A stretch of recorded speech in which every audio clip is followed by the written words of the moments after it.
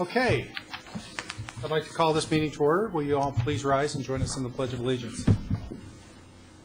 I pledge allegiance to the flag of the United States of America and to the republic for which it stands, one nation, under God, indivisible, with liberty and justice for all. I'd like to welcome everyone to the meeting tonight. We are missing, all are present with the exception of Director Sorensen and Director Murray are both going to be absent this evening. Do I have a motion to approve the agenda as presented? So moved. By Tom. Second. Second. By Stacy. Any questions or discussion? Hearing none. All those in favor signify by saying aye. Aye. Opposed? And that motion carries 5-0. On tonight's consent agenda, we have the check wire transfer and disbursement summary, approval of the school board meeting minutes from July 1st and July 27th, resignations as presented, membership to Metro Exu, and our MSBA membership. Do I have a motion to approve the consent agenda? So moved. By Stacy. Second by Lee. All those in favor signify by saying aye. Aye. Opposed? And that motion carries 5-0. We don't have any Laker Pride or Laker Showcase this evening, so we're at the point in our meeting where we offer 15 minutes for residents to address the board on any topic not on the agenda this evening. Is there anyone that would like to address the board? Seeing no one, we'll move on to personnel. Matt. All right.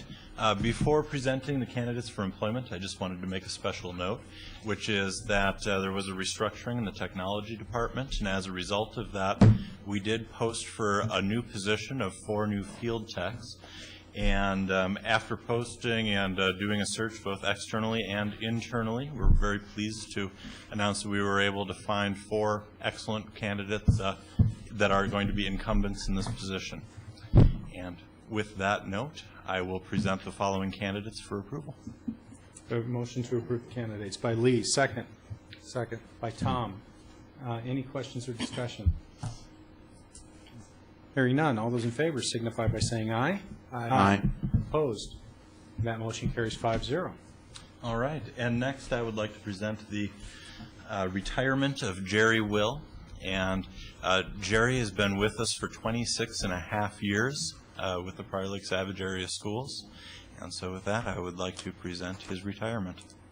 Do I have a motion to accept the retirement of Jerry Will? So moved. By Rich. Second. Second. By Stacy. Any questions or discussion? You know, I'll just say I don't know Jerry, but I've been around our schools enough to know that the custodial job is a tough job, and we couldn't operate our schools without these guys. His dedication to our district, not only in helping keep our buildings in top-notch shape, does in fact have a real impact on how students learn, and he certainly goes into retirement with our appreciation. Anybody else? I could echo the same thing. All right. If there's no more questions or comments, all those in favor of approving the the retirement of Jerry Will signify by saying aye. Aye. Opposed? That motion carries 5-0. All right. And next, on behalf of the Twin Oaks Hiring Committee, it is my pleasure to recommend the approval of John Dahl as the next assistant principal at Twin Oaks Middle School. Okay. Do I have a motion to approve John Dahl as the assistant principal at Twin Oaks? So moved. By Tom. Second. By Rich. Any questions or discussion? Hearing none. Well, should we vote first? I think we should. All those in favor signify by saying aye. Aye. Opposed? And that motion carries 5-0. John, would you like to come up and introduce yourself as the new assistant principal?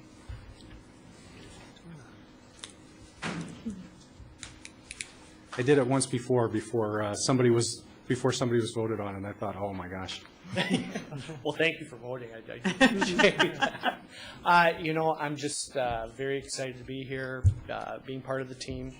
And, you know, I'm looking forward to a great, successful year at Twin Oaks and working with the students, the staff, Mr. Edwards and everyone else here in Prior Lake. So, And you're joining us from Faribault? Chaska. Chaska, sorry. John has had experience in Chaska, Edina, Minneapolis, and a couple of years in Texas. Yeah, I did. We're glad to be back in Minnesota, though. We're happy to have you here. Well, thanks, John. Welcome aboard. Very much. Congratulations. Thank you. Yes. Maybe John can help us with our traffic problems at the middle school. The two middle schools at Chaska are located right next to one another, aren't they? Right next door to one another, yes. You'll be a valuable resource. New Done info. deal, done deal. Get on that. Thank you. Welcome. Okay. All right, and next I present the following leaves of absence and am seeking board approval. Do I have a motion to approve the leaves of absences as presented? I'll make motion. By Lee, second. Second. By Stacy. Any questions or discussion? Seeing none, all those in favor signify by saying aye. Aye. Opposed? That motion carries 5-0. Teacher Retirement Association Part-Time Teacher Program.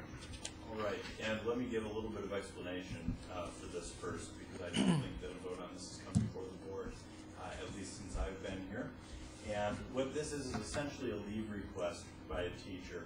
And the reason that we're going through this extra step is to ensure that the teacher's pension plan through the Teacher Retirement Association is not compromised by her taking the leave.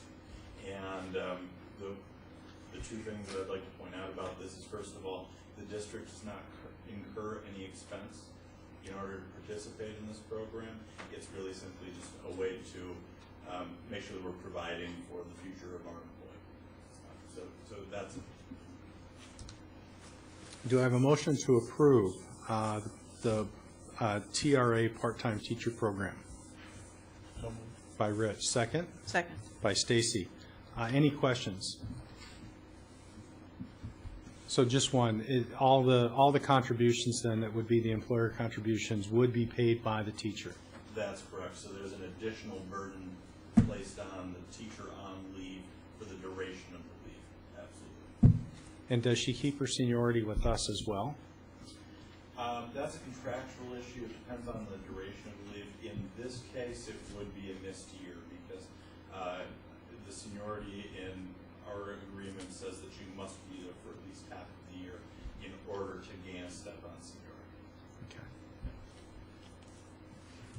Any other questions? Seeing none. All those in favor signify by saying aye. Aye. Aye. Opposed? That motion carries 5-0. Thank you. Next on the agenda is old business activity fee proposal. Mr. Rodin.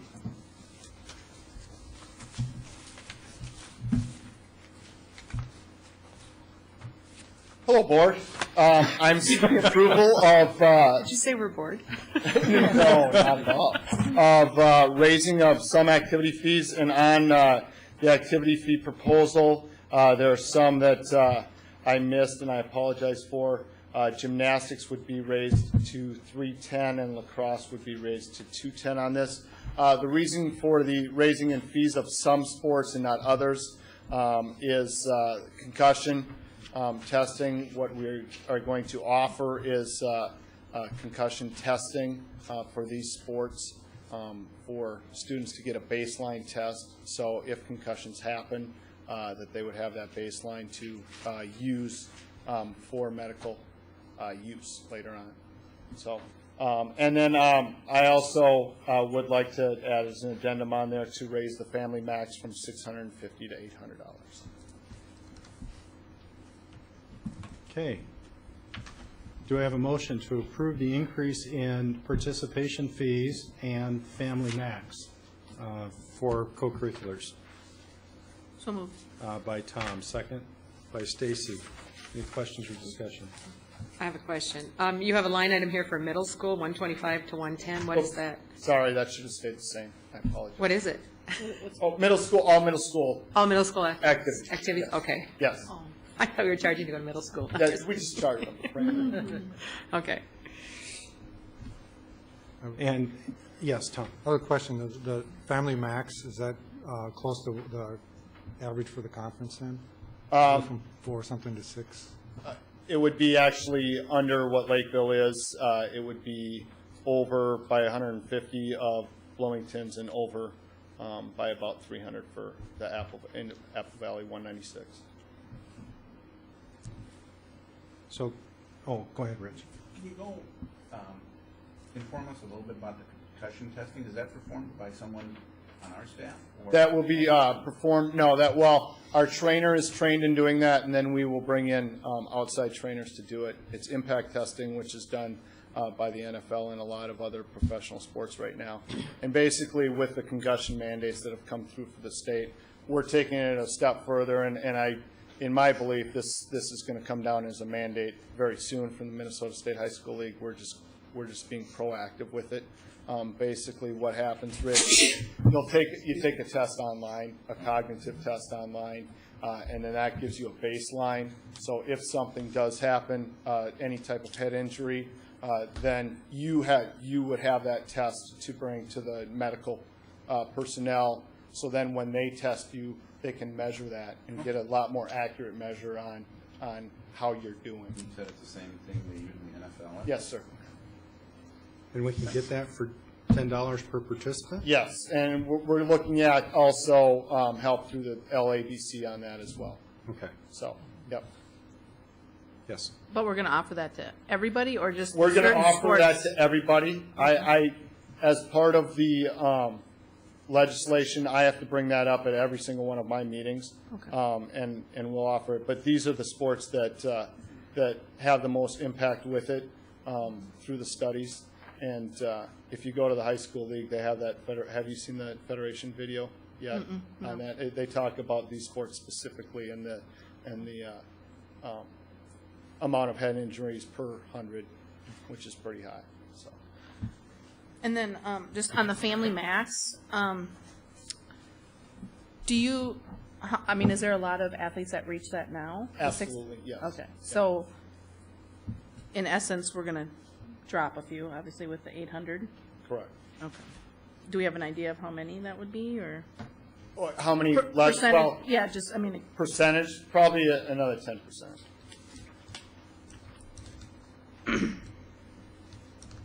Any other questions? I just want to, as far as the head injury piece goes, I just want to congratulate you on being proactive on it. It's a issue that's all over the news, but I think more importantly, it's an issue that we've lived through in my family, and it's been eye-opening to see how it affects these young people and these students. And so this is a really, really important piece that's going to help our athletes recover faster and stay healthier. And keep them in school. And keep them in school. Yeah. So with that, if there are no other questions or comments, all those in favor signify by saying aye. Aye. Opposed? And that motion carries 5-0. Thank you. Thank you. Next, we have Friends of Wolfridge, and I'll let Dr. Gruber introduce our guests. Welcome. We have Tracy Peterson and Peter Schmidt who are coming up, who are now co-chairing our Friends of Wolfridge, which is part of our, under the house of our Educational Foundation. And they have taken over leadership from Lisa Provost and have exciting new plans for continuing the funding of Wolfridge for our fifth graders across our district. And we're just delighted to have you both with us tonight for an update. Thank you. Thank you for having us. Well, Tracy and I are not new to volunteering and or fundraising for our district. We've put a lot of years in already. Our kids currently go to Westwood, and Tracy's oldest, Tia, goes to Hidden Oaks, and I have a daughter that's moving on to Twin Oaks after that. So, preserving the Wolfridge experience. What is Wolfridge?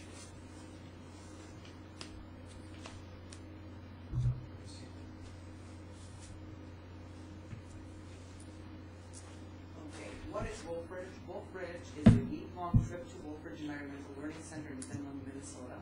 I assume most of you are familiar with it. There, they have an opportunity to learn important life lessons. They participate in projects that incorporate skills in ecology, science, human culture, outdoor recreation, team building, and personal growth. Why is Wolfridge important? It's been a 30-year tradition here in the district. The kids get tons of hands-on learning. It complements their science and environmental concepts taught in the classroom, and it encourages this next generation to demonstrate environmental responsibility. How is Wolfridge trip funded? Roughly the total cost is $220,000 for 6 schools.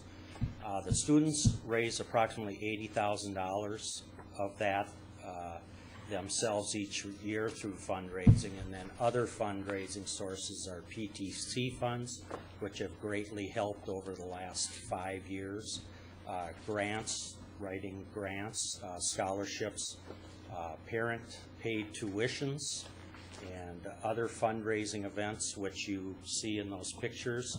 We were invited this year to the lacrosse tournament here at Twin Oaks to run the fast shot booth for them, and we raised around $410 for that first time out for that event. All the proceeds will go to Wolfridge, donated back from play, and they liked it. Worked so well for the kids that they've invited us back for next year for that.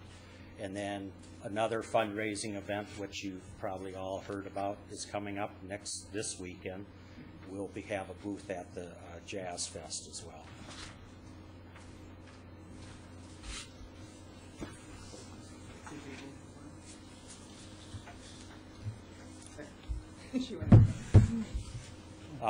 Meet Friends of Wolfridge. We were started by a group of district parents. Our goal was to preserve this experience, which has been, again, with us for 30 years, from Camp Isabella to the present day Camp Wolfridge. We are now seeking more long-term funding, grants, corporate donations, individual donations, and fundraising events that'll be coming in the future.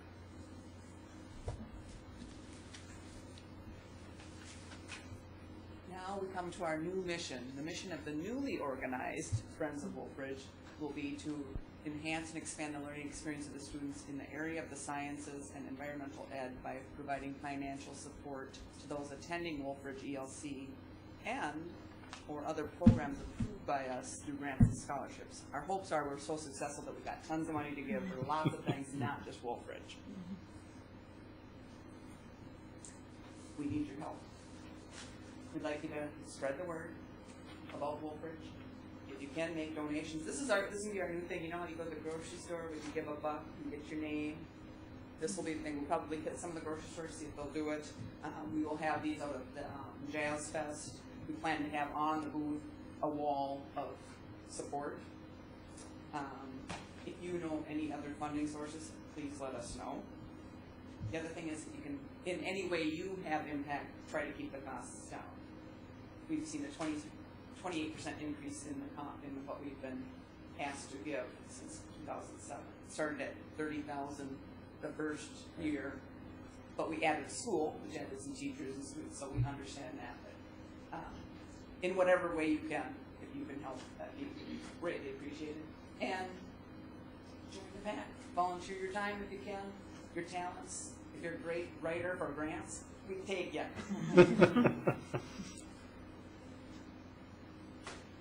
Okay, our future plans. We will eventually break away from the Prior Lake Savage Area Educational Foundation. This has been recommended to us by them as well because it opens it up more for grant writing for us, it being a 501c3.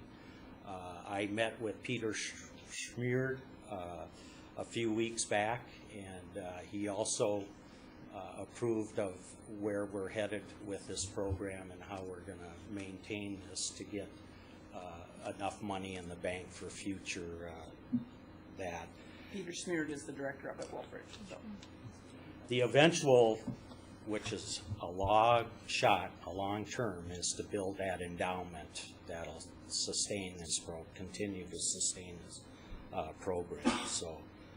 So we're working real hard right now. We're in the process of getting ready to launch our website, and that's coming along. Little slow, but it's volunteers, so we thank you very much for your support, and as much support as you can give us in the future. And again, any comments, please email us and let us know how you can help us out to keep this program running. So, thank you. Are there any questions for, are there any? I guess I have a question. I've never really asked this. How much does it cost per student to go to Wolf Ridge? It's roughly, I believe the total cost per student is around $380. Okay, so there, when you say tuition, or parent-paid tuition, that could be parents that just decide to write a check and Right. that's it? Okay. I know that doesn't help the long-term, Right. your It's long-term more of plan. a donation type, okay. type deal. We're looking at that, a lot of this too is sponsored also to pay for the chaperones to go.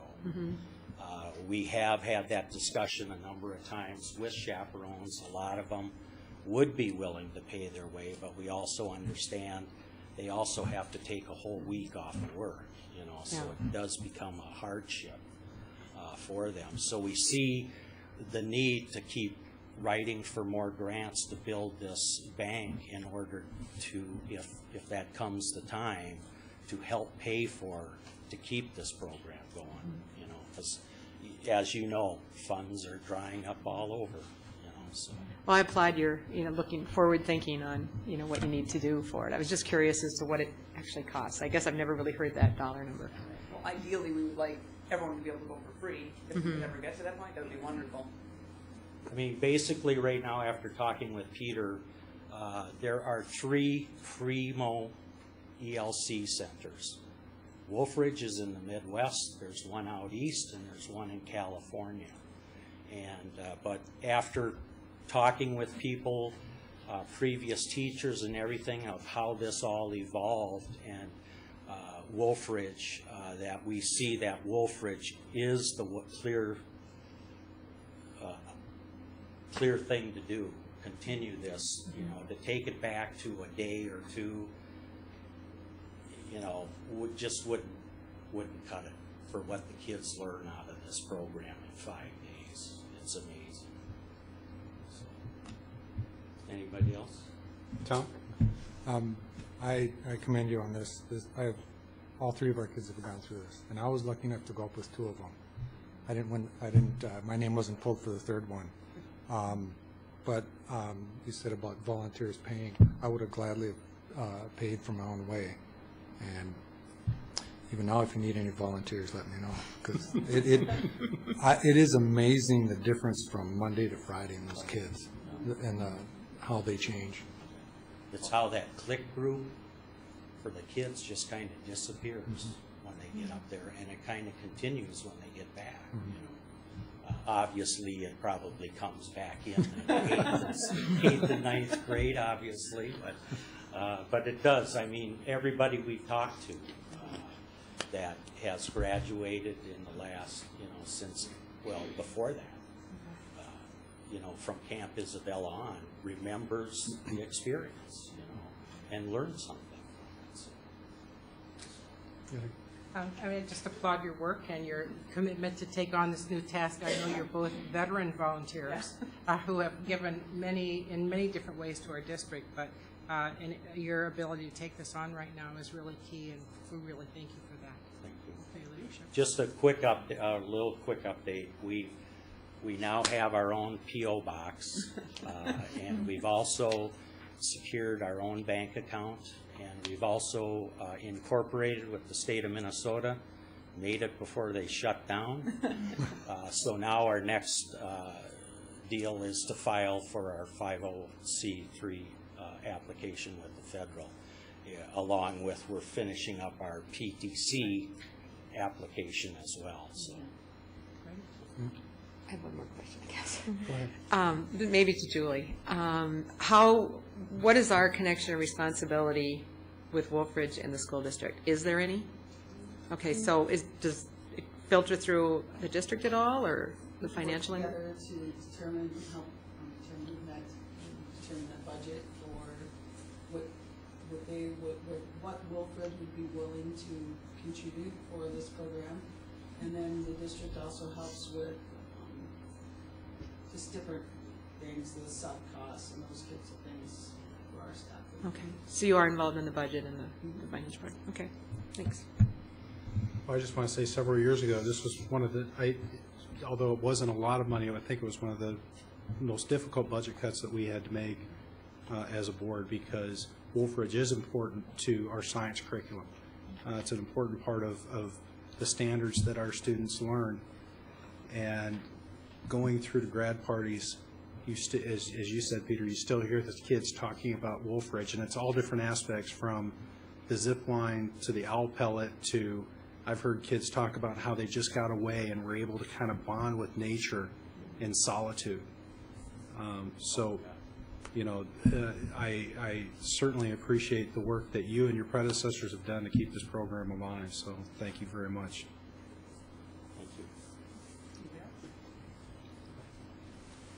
Okay, thanks. Thank you. Okay, next is ABE, ELL, and GED report, all sorts of acronyms.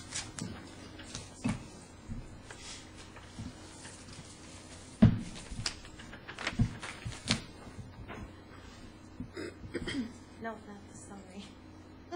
That's the summary. I have to bring you back.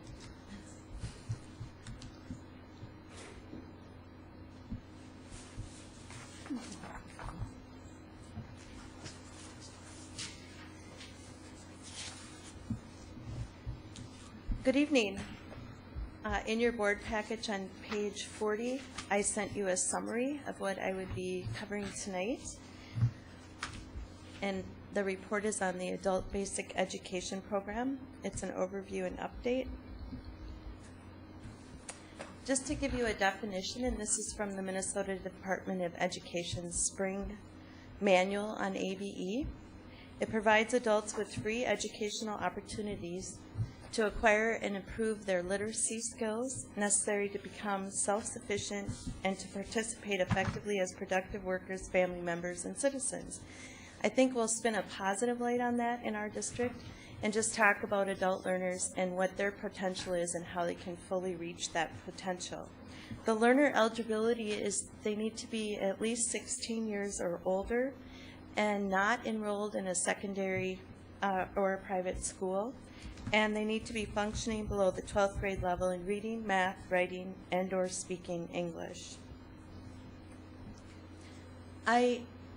I gave you a list in there. When you think of adult basic education, just think of an umbrella, and under this umbrella there's a number of instructional options. I won't go into detail with all of the definitions. Probably in each of your families you've been touched by someone who possibly did not finish high school and did get their GED. In fact, in the state of Minnesota, in the recent census and information that occurred, there's over 500,000 Minnesotans right now that do not have their high school diploma or equivalency. And so when you think of that, there is a need in Minnesota as well as other states for us to do programming in this area. And so when we look at this for our district, right now ABE is free, and it's funded through a number of formula sources. It's state aid combined with, they do a percent of how many people in your community do not have a diploma, and then they also look at your LEP, which is your limited English proficiency students that you have in the district. And we have about 178. Now that's down a little from previous year where it was about 191. And that fluctuates depending on the housing market and who's moving in, who's moving out. So in our case, when we think of just the census and the statistics, and there's also, what I learned was that there's about 1 in 5 25-year-olds right now that lack their high school diploma. And then the census also revealed that there's those over 18 years old, there's about 1 in 10 Minnesotans. So I'm looking forward to the opportunity that we can look at this model, and I'll share some more information. I'm not looking for a decision tonight on where we'll go, but I just want to give you an update of what it is, what it looks like, and when you hear ABE, it's not just GED. So when you think about ABE goals and outcomes, and this is statewide, they work with helping people to get employable skills or achieving their high school diploma. And what's neat about the diploma program is that you could, let's say you are almost done with school, something happened, you had a pregnancy or a car accident or some tragedy in your family or whatever the situation, or the school environment didn't fit with you, and you also went to an ALC and that didn't fit for you, you could still come back through an adult basic ed program and work on those credits that you, with your local high school. So what they do is they partner with the Prior Lake High School, for example, and then the students can get it. That's a little different than the GED. That's actually a diploma that they can receive. So there's a lot of benefits, as you can see, to adult basic education. Now I want to bring you full circle. It's my 22nd year in the district, and in my years of service here, we've been with the Carver-Scott Community Educators Consortium, which we do a number of things besides just ABE, but by law we have to meet at least 4 times a year, and we have to talk about adult basic ed programming. And that group was established in 1989. The districts are listed for you. Basically, it's Carver and Scott counties, and there's a few that have gone with West ABE. For example, Lester Prairie, Glencoe, and Norwood? No. Help me out. Watertown. Thank you. Very good. And those districts have gone with a different consortium. Now, if you look at this chart, you'll see that not everywhere is having local programming, but what happens is all of our money that we receive, so for example, next school year, we're at just over $75,000 that's available for a total budget because of what our formula is to the contribution of the consortium. And so when we saw this, and it's understandable maybe for some of the smaller districts that can pair up with Jordan, but we're one of the top 3 contributors to the budget. So moving forward, our goal, and our superintendent has this actually in her goal packet, and she started looking at this and talking to others, and Dave Lund and Metawakanton Sioux, like for resource referral, and Deb Williams about what could the family literacy connection be. So in the goals for this upcoming school year is to build a viable ABE, GED, ELL program, and really we can just call it ABE, that brings back adult learning options to our local community in a very cost-effective manner. So to accomplish that, there were some steps that needed to be taken prior to coming to you now. In February, you have to notify the state of your intent that you might look at changing consortiums or that you're researching other options. Otherwise, you have to wait a whole entire school year before you could make that decision. So with that in mind, we researched other delivery models and met with other providers. In one case, there were other administrators and myself that met with a provider where we really liked the model. So when we looked at their model and compared it to what we were currently getting, we were thinking, well, we were thinking, how could we have both? So we have Carver-Scott, we have jail services, we have residents that can go to other workforce, Valley Green Workforce Center, and things that are closer to our community versus us branching out further away. So when you think of that, it started discussions with Carver-Scott on how they could look at what we were interested in, look at a different model. So with that in mind, the potential local service options, and this is not decided yet, there's still some timeline discussions and idea brainstorming and needs that need to be figured out. It would be great to do them all first year, but we need to look at really what is the best impact for what the needs are.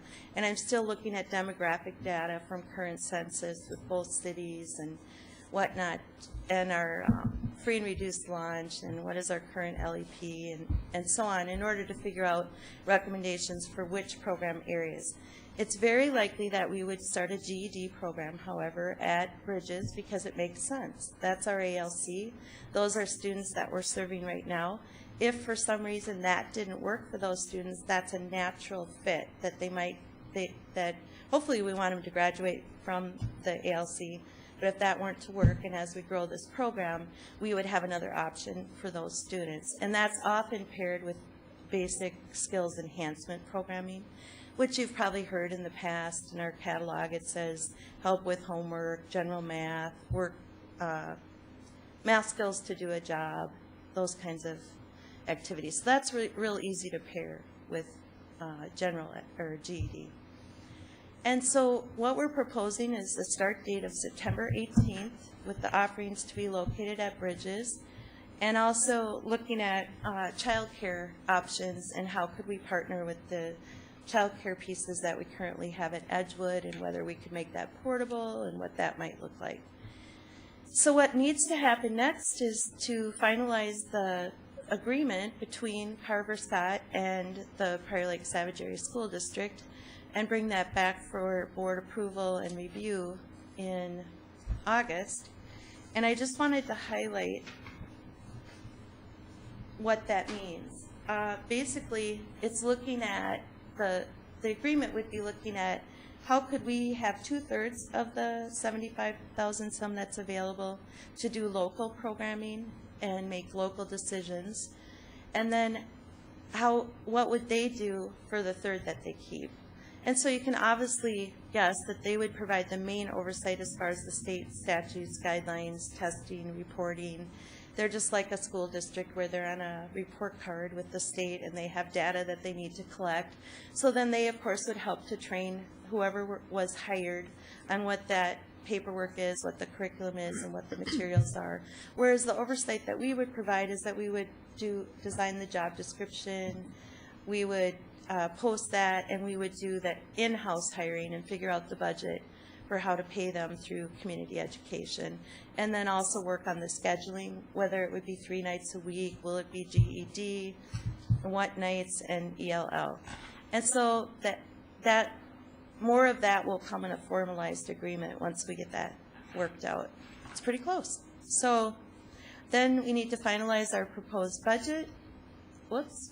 And develop and implement the local programs to meet the needs, and do a lot of marketing and outreach. And I think the benefit with how this new delivery model will be is that we won't be outsourcing this program in more like a satellite program.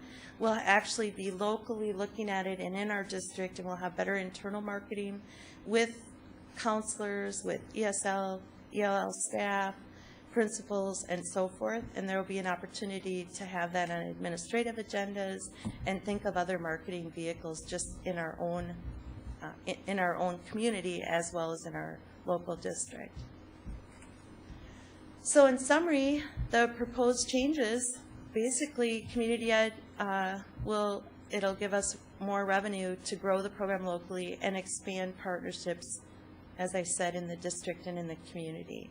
Is there any questions or comments, feedback? Tom? I have a question. What about adults outside our district that decide to come in? How is that funded? That is really a nice feature with ABE funding.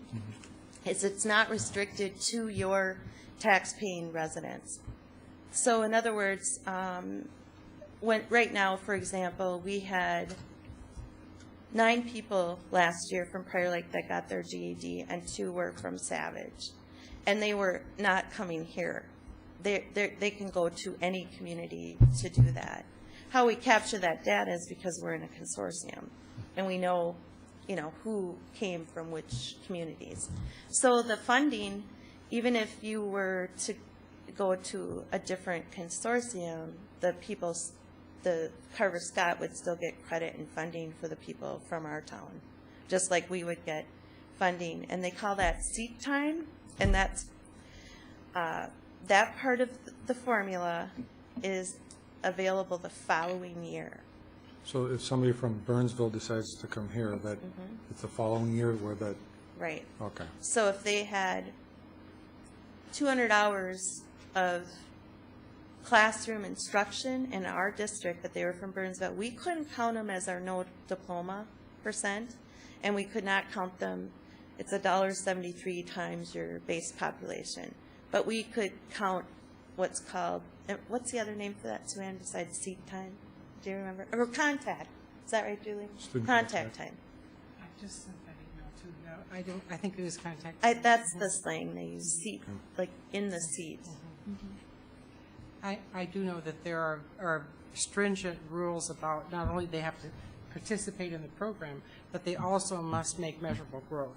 Yes. Once that was one piece I was thinking about, they're not really considered students until it's over 12 hours. And once Right. they've been in the classroom repeating that for 12 hours, then there are expectations for growth that must be met as per the state statute. So Exactly. Pre and post tests, and they must show gains of improvement. It's very different than it was in the early 90s, where people just kind of, they dropped in at the Prior Lake Library whenever they wanted, and you received so much money. It was a levy formula versus the aid and all the other formula components. So does the aid currently, does the money that we pay Carver Scott flow through the community service budget today, or does that come through the general budget? And it still will, because that's the law. They're the fiscal host. And then we're setting up, Julie and I are meeting this week, but we're setting up an invoice system quarterly. We'll invoice them back for our portion, should the board agree on August 22nd to the agreement. Okay, I'm not, they're getting the funding. If we get 50, If we get, let's say we have 50 whatever. of our residents in the program, okay? The money is still going to Carver Scott, now we've got to invoice them in order to get it back, even though they're not servicing them?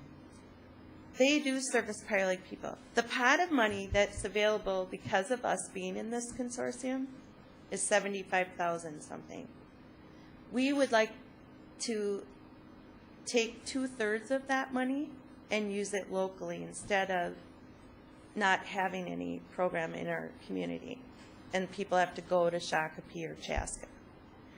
So So it really wouldn't be our program, it'd still be Carver Scott's program in our district. it's not Carver Scott's, it's the Community Ed Carver Scott Community Educator Consortium by law. So the state, you have to you belong to a consortium, and our consortium is Carver Scott. Okay, so We were looking at not belonging to that because they weren't giving us local services. Then we would have shifted our state aid money that we still would get based on our population, and the same percent would work whether we were in Farmington's ABE consortium or West ABE or Bloomington. But we have to be in someone's. Yes. Okay, I guess that was the piece I was missing, was because we've taken special ed back from consortiums, we've Yeah, it's a taken little our different insurance than from that. consortiums. It's different from that, but what's good about it is we're just looking at ways other people do it, and is there a way we could shift with Carver Scott still? So the idea is to try this for a year and see how it goes. And I feel pretty positive about it because we can start classes in our local town again. And the budget for this will all be available on the 22nd when we Correct. look at this? Right. Okay. So it's basically taking, like 104 days of service times whatever the hourly rate is and how many hours, and coming up with what it costs for 3 nights a week to do a class. And then I have to meet with Julie and go through the specifics for supplies and materials and. I'm on the Carver Scott board, and I know it took me a while to figure a lot of this out, how the money flows. It's still confusing sometimes. But one thing I think this will help is that these classes will be here local. They won't, because I think we're missing a lot of people that are not going to travel to Chaska or someplace else because it's too far, or they just don't want to do it. not with a lot of this stuff being local, I think we're going to capture a lot more of those people that will get their GED or some sort of diploma. And we could also potentially draw from other, like Savage residents from Burnsville. They're having some cutbacks as well. And that would help towards the contact hour time in next year's budget. Okay. That's a year behind. Rich? Can you go back to the schools under your presentation? I'm going to follow. So in theory, we could pull a student or a Where, person which from... slide? Right there. That's good. Oh, sure. We could, in theory, pull people from Jordan. It might be more Sure. convenient Mhm. without that person. And sometimes it's a matter of pride and dignity, and they might not want to go in their own local community, or they have relatives in this community that encourage them to sign up.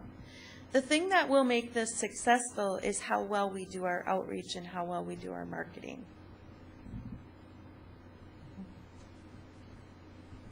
And, go ahead. Anything else? Sue? We've been working on this for the last several months through various scenarios, and I think I've kept the board fairly apprised of those different kinds of alternatives that we've had. We feel fairly confident that this is going to be a good year for us as we start to plant roots for our own adult services to provide education for helping them either get that GED or prepare for the workforce. So we're going to be building, this is going to be a building year. This is an evening program that will be offered at Bridges. And we're very excited about the opportunities that are before us. And I applaud Leanne for taking the leadership on this and digging into the complex world of financing as we move forward and look at our own programs versus having our residents look elsewhere. So it's just a beginning step, and by the middle of August, our second August board meeting, we will have more information and a better sense of what this is going to look like in the coming year. Certainly having government, a state government in shutdown mode doesn't help, so if that continues to that time, the state will get pushed back, because right now there are no funds moving anywhere for this program. Right. So So that they'd may have to borrow cause money us- to keep their summer programs going. So that may alter our timeline, but we're still confident that in 11-12, we will have or provide some services right here in our Prior Lake Savage area schools. And also efficiently use the space that we have at Bridges, which is at Northgate. Thank you. Thank you. Okay.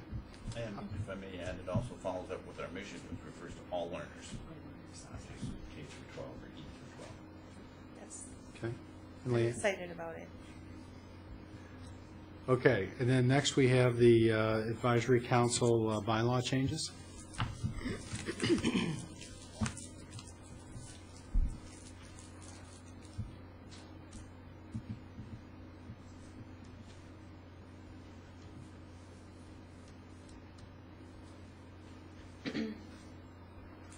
I think I'll stay up here since that's also an agenda item. Yeah. Okay. In your board packets, on pages 41 to 46, you have a copy of the proposed bylaws.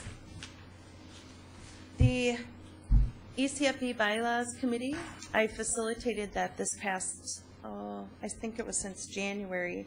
We had monthly meetings, and representatives from the early childhood parent group, the advisory group, were on that, as well as a staff member. And we met and we compared and contrasted other districts' bylaws to come up with the proposed bylaws that are in your packet. Essentially, the bylaws are streamlined to make them more functional. They were developed years ago, and they wanted somehow to make them flexible, shorter, and more concise, especially when they looked at districts such as Burnsville, Lakeville, Shakopee, Apple Valley, and Eden Prairie. That's what we were comparing to contrasting to. And it took a number of months because the meetings also had children in them, and it was rather fun. It reminded me of the old days. And we sat in little people chairs and met over at Edgewood. And finally, by May, we were able to come up with the final document, which was presented to the early childhood, or the Community Education Advisory Council, that provides oversight to the ECFB Council, and now it's to the school board who makes final decisions. So are there any questions, comments, Let me anything take else? a motion to approve the bylaw changes as presented by So moved. Stacy, second by Rich. And are there any questions or discussion? I have one. So it sounds like you did a lot of cleanup, but were there any substantial changes to the bylaws that were made that would be considered material? Yes, actually, their idea about subcommittees and that the members, let's see, what did it say? Article 7, Section 1, members were required to join at least one subcommittee. They reworded because required, and it's volunteers that are on the subcommittees, to strongly encourage. So they made some language changes that made it more friendly and welcoming, with also holding people to accountability and commitment. If they wanted to serve on the council, they really wanted people to show up. So they also figured out ways to contact people to find out why they're not showing up, and if they're meeting multiple, missing multiple meetings, to have a conversation with them, because sometimes they find out it's a family situation or an illness versus not being committed to belonging. And other times it closes the spot for someone else who would want to be on the council. So they had a lot of discussion about how it was languaged, and the missing 3 consecutive meetings, I said that. And so it's pretty much those kinds of areas. Thanks. Any other questions? Seeing none, all those in favor signify by saying aye. Aye. Opposed? That motion carries 5-0. I'm going to exercise, go ahead. No, go ahead. It's just going to take a second. I failed to appoint a temporary clerk for this evening. I'd like to nominate Tom Anderson as temporary clerk. Is there any objection? No. All right, seeing none, all those in favor signify by saying aye. Aye. Opposed? That motion carries 5-0. Sorry, I have to get the legal stuff out of the way. No problem. Good evening, Mr. Chair, members of the board, Dr. Groover. I'm here tonight to present to you the fall workshop plans for the 2011-2012 school year. They are included in your board packet on several documents. Fall workshop is scheduled over the span of 4 days, starting Monday, August 29th through Thursday, September 1st. There's the cover letter in there that details really a welcome back and overview, as well as an elementary schedule, secondary schedule, and a special education staff schedule.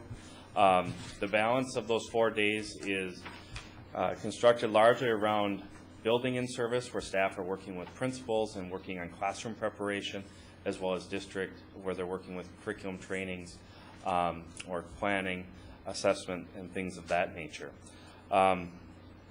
As you look at this, our focus this year is going to be on science and math. We do have representatives from National Geographic, Glencoe, Pearson, and Hope McDougall that will be working with staff members on the implementation of those curriculums, as well as vertical team meetings and setting up for the school year. And so I do want to point out on the first cover letter, there were quite a few individuals as well as committees that had their hands in crafting and bringing together the fall workshop plans for staff next year, and I do want to publicly acknowledge them in this letter, because this really does take quite a few individuals to come together and provide input and feedback, so that fall workshop meets as many needs as possible in that very important time. So, are there any questions? Just a comment or observation. I know when we had, I believe it was Meet and Confer, there was some questions about having the workshop be in a certain order to accommodate the teachers with their classroom, getting things ready and things like that. From what I remember, this does reflect that. Would you agree, or did we meet that need?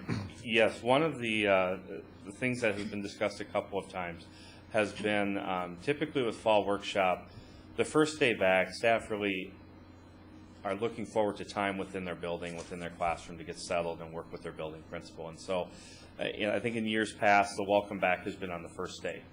And some of those other trainings have also come. While I have not been at the meet and confer meetings, through our working with various committees and individuals, that has been a topic that the first day, and also having time back in the building so that there is classroom preparation, is scheduled and set aside here. So the first day is set aside for that, as well as it does vary a little bit between our elementary and secondary staffs after Tuesday, but there is time on Wednesday and Thursday for staff back in their classroom for that type of preparation. Okay, thank you. Yes, Tom. I know you're going to concentrate on the science and math. I'm assuming a lot of these teachers already have the curriculum and are going through it, so they aren't going to be looking at it the first time when they come in for the workshop, I take it? Some of our elementary staff in particular saw the National Geographic curriculum materials earlier this year when it was going through and circulating through all the buildings. And then once it was, the decision was made to go with National Geographic, it cycled through again. Some of them have just had a precursory look at it. Many of them have, we have had a group in to do curriculum writing and planning, which will be shared with staff.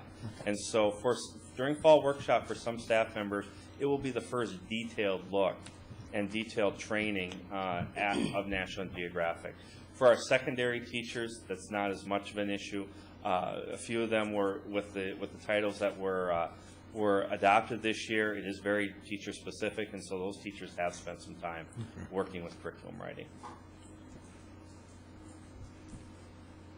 Just a quick question, kind of looking at the secondary schedule. How are you looking to address any of the residual kind of questions and concerns around 6-period day?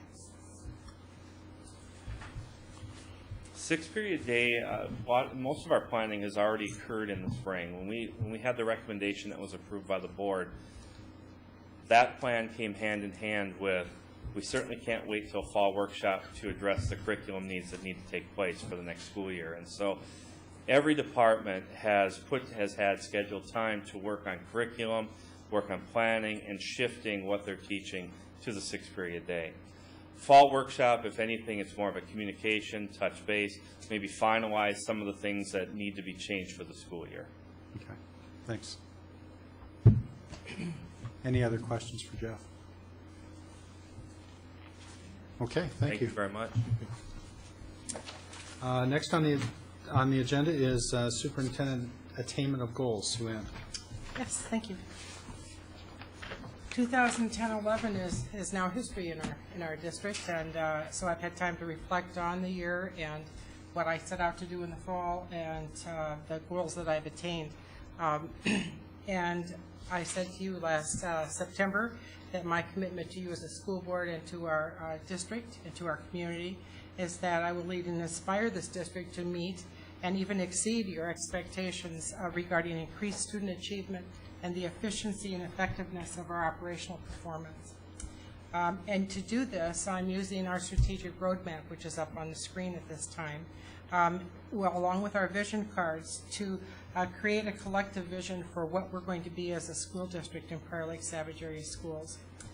Together, these tools will help us define what it is we're going to achieve and how we're going to be doing that. To this end, I have actually 8 goals.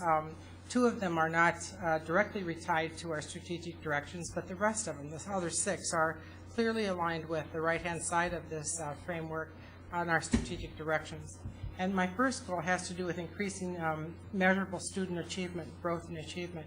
And what I've said for this year is that I'm going to continue to focus on improving the student achievement through the math and reading in 2010-11.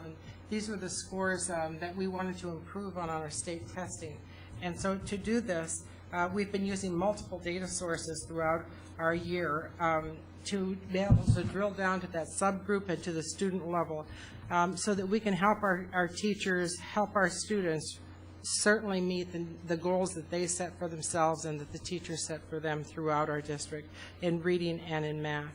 And to that end, we had a data retreat on December 6th for the school board to help you understand how we're drilling down to that student level and helping our students really achieve new and better goals. In addition to that, our administrators each set a vision card for themselves for their building with their staff, so that they were really meeting those needs, particularly at the building level, and then at the classroom level, and then at the student level. So we're using those vision cards to help us get better. And to that end, for the first time this year, in our second year, our Bridges Alternative Learning Center had 31 students graduate. And that is really exciting news for us in just our second year of operation. In addition, 90% of our high school graduates are attending a post-secondary school or option as they move on to new opportunities. So those are both indicators that we're moving forward with our student achievement. Our second strategic direction has to do with continuing our financial accountability to our community while using our available resources to educate all of our students. And my goal was to continue our multi-year approach to district-wide budgeting process in 2010-11. So as part of that is the oversight of the entire financial process. I'm very pleased to tell you that as of today, we have had a cost avoidance of $245,000 with our C program, which is schools, let's see. Energy efficiency. Energy efficiency. Schools for Energy and Efficiency. We have two programs that are C, and they were both together in my head at that moment. Thank you, Tom. And we have avoided those costs. We haven't had to spend money in those areas throughout our district, having to do with energy, both at our building sites here at our district office. And it's more than just turning off lights or turning down our computers. It is really looking at systemic ways of reducing our costs over time. In addition to that, for the second year in a row, we've received the state Minnesota Department of Education School Finance Award and the Certificate of Excellence from the Financial Reporting from the National Association ASBO. Both of those important as we move forward. The third goal that I have has to do with our specialized programming and technology to meet student needs. I wanted to continue to bring stability and growth to our new program, Sage and Bridges, while exploring innovative approaches and programs in technology for our early childhood through 12th grade students and families in 2010 and 11. And to that end, we are beginning, our board has now approved a study that will begin in August to look at world language immersion beginning in kindergarten, as well as a STEM component to our environmental learning that is already firmly in place, that will build then so that we have kindergarten through 12th grade opportunities with STEM and environmental learning that we've been building with that project Lead the Way in our second year of that grant this year. So we're building different pieces that we're going to put together so that we have a systemic way of meeting the needs of our students so that they're prepared for that new world that's out there waiting for them. Our environmental focus is continuing to be a hallmark of our district and one that we're continuing to be very proud of our work on that in that area. Our strategic direction says that we will expand our E12 environmental education for full implementation. And in this year, I wanted to continue to support our environmental education within our district and throughout the state. We have brought Kara Rickenberg back into our district to help guide as our staff as they're learning how to incorporate not only environmental education but science and math and through these new adoptions and bring them both together. We'll be looking at how we do that with engineering and technology in the coming year. We've been building our partnership with St. Kate's University as we have finalizing our plans for those pre-service students and student teachers to come to our district to work as they're building their STEM initiatives at the college level to be able to bring those to our student teaching opportunities that are here in our district and continue to foster that relationship. It's important. We're also really interested in bringing that environment and STEM together into one coordinated effort in the coming year. The next initiative or strategic direction is the integrating technology for teaching and communication. And embedding, for me, is to embed technology into student learning in the classrooms in 2010-11. We were working on a goal throughout this year to redesign our technology department, and that is at completion. Now we're nearing completion with our final hiring as we've redesigned how we deliver the technology services to our students and to our staff by bringing it under curriculum and instruction and assessment. And I'm very proud that we've got to that point, and we're now moving forward with our phone implementation of our voice over IP. We're also looking at new technologies, moving beyond just the opportunities that we have in place, but looking at those iTouch, iPad technologies that might enhance student learning for different small groups and large groups of students, and we're beginning to build the capacity to be able to do that in the coming year. Smartboard technology is embedded in instruction in K-5, and we've been moving it into 6-12 as we've been going through the science, math, health curriculum reviews, and teaching staff how to use those technologies and use them effectively so that they're enhancing instruction and not just sitting in a corner, but really making a difference in students' lives. We've also been moving forward with our social media initiatives. We've started our Twitter account, our Facebook, and blogging. And in January began our live streaming of our school board meetings, as this one is tonight, using a software called Granicus. We know that through our survey with Decision Resources last year that our community strongly supports using technology to communicate, and that's how they would like to have information brought to them, so we're continuing to build that as we move forward. In addition to those goals, my sixth goal was to communicate with the school board, administration, and staff in a timely way.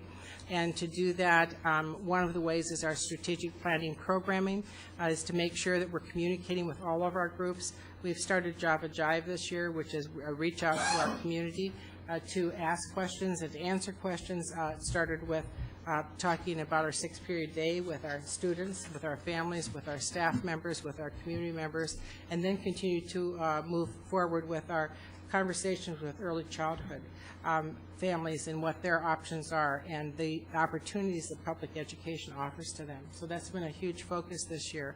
And then kind of culminating really with our strategic planning programming, we met in January of 2009 to develop the strategic roadmap, and we re-met again this last spring to talk about what that looks like now and where we've been and where we're going in the future. So that was really huge for us in ways that we've been able to engage our stakeholders both internally and externally. This year we had a mission of trying to teach with a worldview. And at the end of the year, we celebrated 3 teachers who really brought the world into their classroom. You can see them pictured here. So engaging stakeholders means internally as well as moving that outside of our district. And so this was a really proud moment for these 3 teachers who received an iPad 2 that they could help as they use it to help inform their instruction in the coming year. So they were very excited to do that.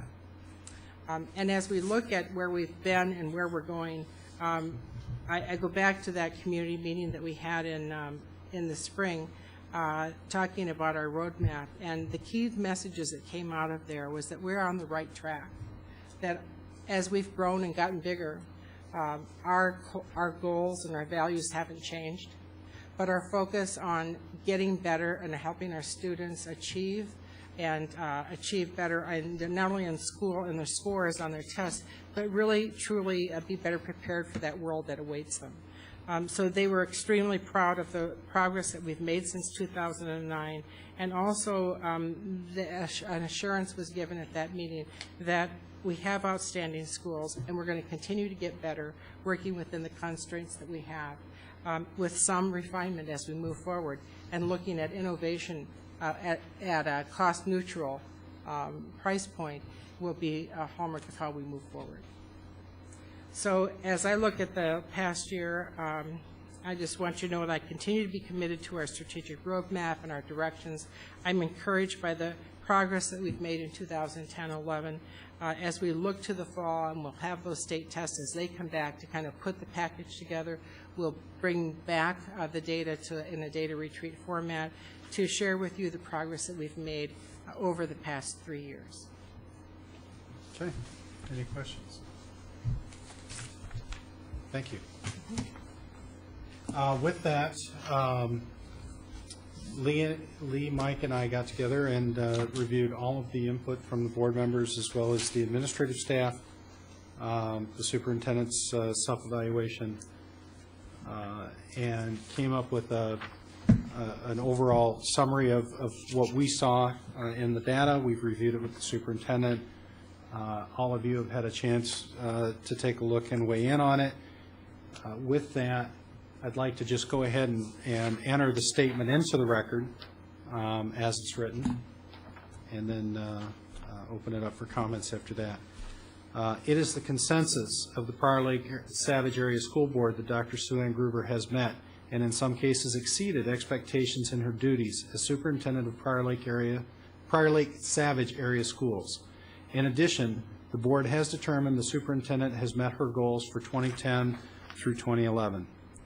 The superintendent administration took on some very difficult issues and realized several successes while overcoming many challenges. Some of the key accomplishments of note include the decision to move to a 6-period day at our secondary schools was one of the significant challenges faced this year.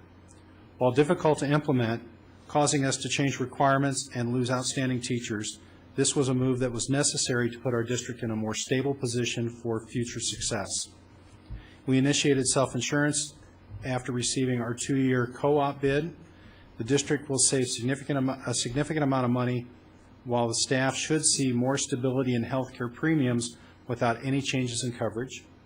And overall student achievement remains high. Prior Lake High School was named one of Newsweek's top high schools in the country. As the leader of our district, we encourage Dr. Gruber to continue and deepen her involvement in local community organizations. We also appreciated her initiation of monthly superintendent chat sessions where she was able to speak with and listen to members of our community on a variety of topics of both intermediate and long-term interest to our district. Dr. Gruber is beginning to have an impact beyond our community, which raises the profile and highlights the successes of our school district. She was invited to join the Mid-America Association of Superintendents. Shortly thereafter, Sue Ann was nominated to the Midwest Suburban Superintendents Association. These two organizations allow her to develop her leadership skills and shape the policy recommendations of these influential groups, which benefit our district. At the superintendent's request, we respect and agree with her decision to hold her salary at the current level and forego her bonus for the 3rd consecutive year. We appreciate Dr. Gruber's recognition of the financial challenges facing the state and our school district and her decision to lead by example in this decision. Are there any questions or comments before I put this, take a motion to approve this for adoption? With that, I'll take a motion to approve. So moved. By Rich. I'll second it. Second by Lee. All those in favor signify by saying aye. Aye. Aye. Opposed? That motion carries 5-0. Thank you very much and congratulations. Next on the agenda is the second and final reading of policy 620 and 610. And I'll turn that over to Mr. Holmberg. That's what I have. Oh, I'm sorry. 610 table. I'm sorry, you're right. 610 was tabled. My mistake. Please. As you mentioned, we are at second reading of policy 620, credit for learning. This is returning from the last board meeting. There was, per the conversation at the last board meeting, there was one addition or one revision. That was under Roman numeral 5, letter B. Also, middle school students who take high school courses at the high school will also receive acknowledgement of course completion, but the grade will not be counted towards their high school grade point average. But otherwise, all of the other components of this policy are being brought forward at this time for approval. Okay, is there a motion to approve By Lee, second. Second. By Tom. Any questions or discussion? Just one question. Did you get any other feedback from stakeholders between the two meetings? None. Okay. With no other questions or comments, all those in favor signify by saying aye. Aye. Opposed? That motion carries 5-0. Thank you. And we have a first reading of a number of school board policies mandated for annual review. Yes. Who's leading I that can discussion? certainly do that. On page 68 of your board packet, you will see that each year we have a number of state and federal required policies that come before you for review. The policy committee, made up of Stacy Ruel, Lee Shemick, and myself, review those with the staff members as appropriate, and we have reviewed all of these with the exception of the 500 series, which are currently, we're looking at it at a deeper level. But the 100, 200, 400, 600, 7, 8, and 900 series are ready for your annual approval. Okay, do I have a motion? Oh, no, I don't take a motion on this one because it's the first reading. Okay. Moving on to administrative reports. Superintendent's report? Yes. As you know, there's been in the news daily what's happening at the state level, and that certainly has been on our radar. Julie and I talk about that on a daily, if not 3 or 4 times a day, depending on what memos we receive, and we review them and look at the implications that might come to our district as the state continues in shutdown format. One thing I do want you to know is that our summer school programs are up and going. They're not impacted at all by this. We had already had these in place and ready to go using our targeted services. So as we get ready for the fall, we certainly are looking at decisions being made. Now, to that degree, you do know that the judge presiding over the decision about essential state services did agree that the basic state aid to schools should continue throughout the shutdown. And then just this week, thanks to our MSBA affiliation, they did bring forward the petitions to the judge for the special education funding, and that was approved also. So to that degree, we are very grateful as we move forward. What we're hearing now has a lot to do with the shifting of funds. Originally, it was at 90-10 because, again, the funding that comes to us from the state has to do with the number of students that are in our schools, and those numbers shift over a period of 9 months. So the state originally was giving us 90% of those funds on an annual basis and then catching up depending on what the real numbers were later on.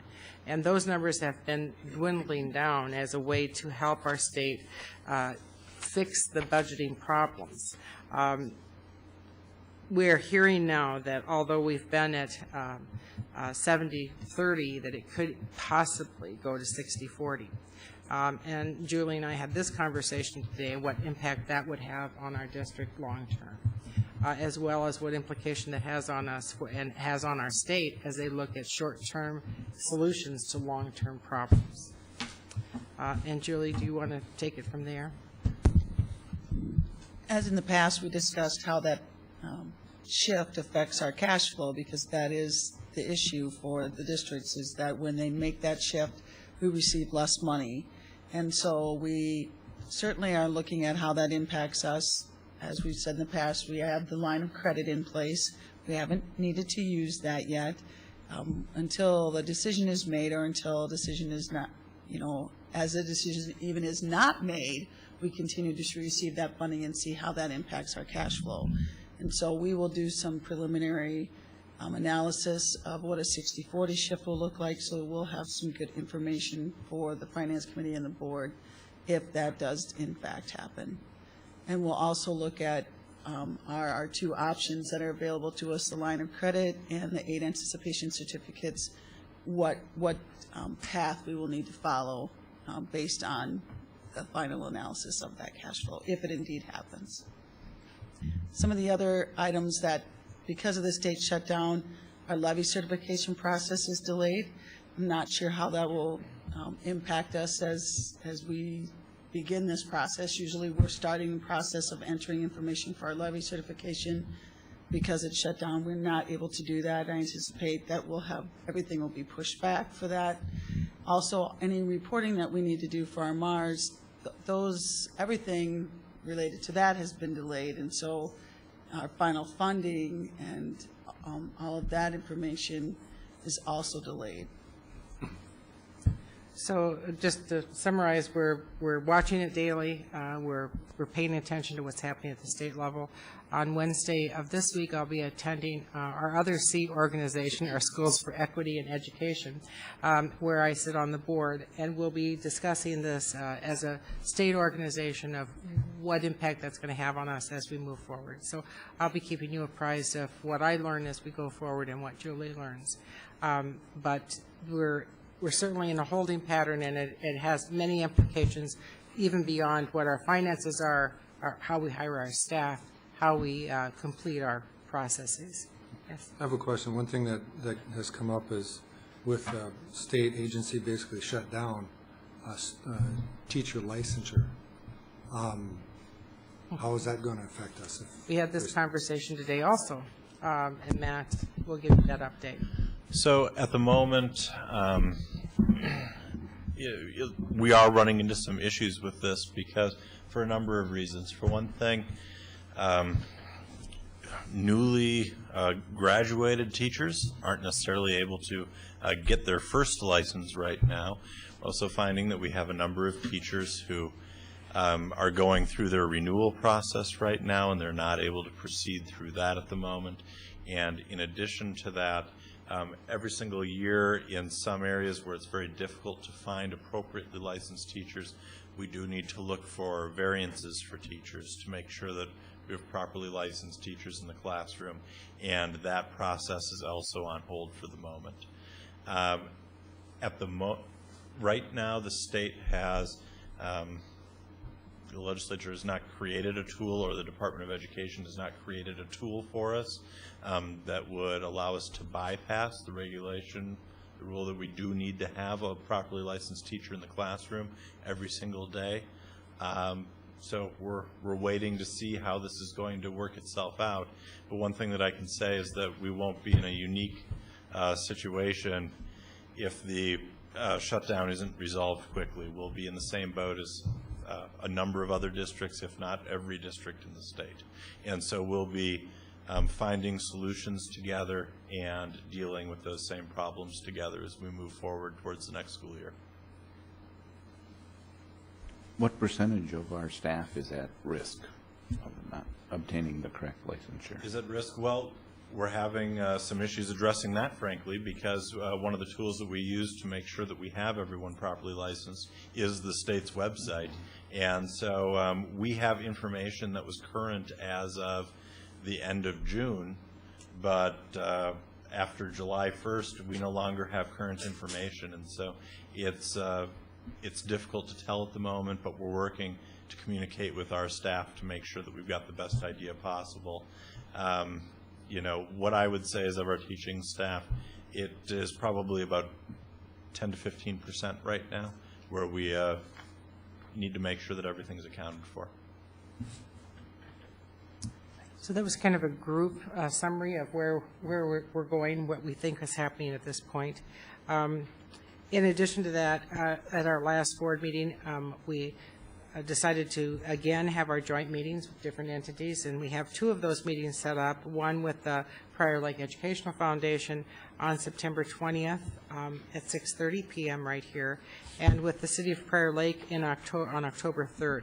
One of the problems of trying to schedule these is that we all meet on the same night. So we're trying to find a night that doesn't have a board meeting attached to it or prior to a board meeting. So Martha has been working on that, and the City of Savage, we're continuing to work on possible dates as that moves forward.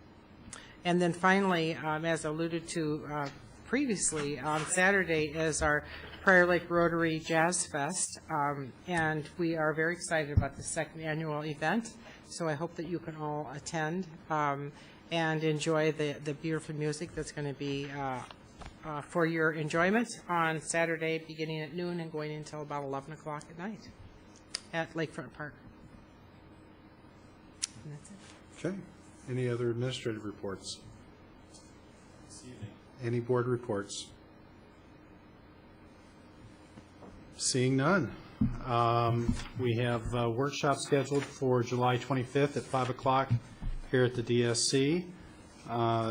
And we have the Lakefront Days Parade, and also we'll be looking for volunteers to help out after the parade on August 6th. Is there any other business that needs to come before the board this evening? Seeing none, I'll entertain a motion to adjourn. So moved. By Tom, second. I'll second. All right, by Lee. All those in favor signify by saying aye. Aye. Opposed? That motion carries 5-0, and we'll stand adjourned.